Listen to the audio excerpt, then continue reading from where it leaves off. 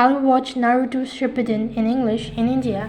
Hi everyone, welcome back to another episode. In today's episode, I'll be showing you how to watch Naruto Shippuden in English in India.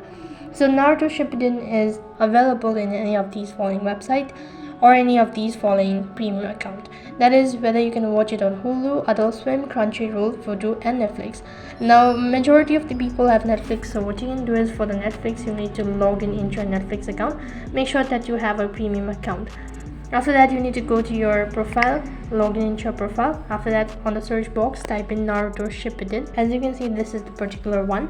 In order to play it, click on the play button, and if you want to watch it in Hindi, maybe change the subtitle, maybe change the language, then you can do that. You can make it in any form such as Tamil, Kerala, whatever, and that is basically how you can watch it in English in India.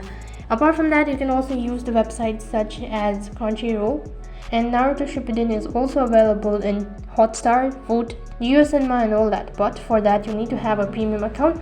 Only then you'll be able to watch it. So that is all for this video. I hope the video was helpful. If it did really help you, make sure to like, share and subscribe to our channel.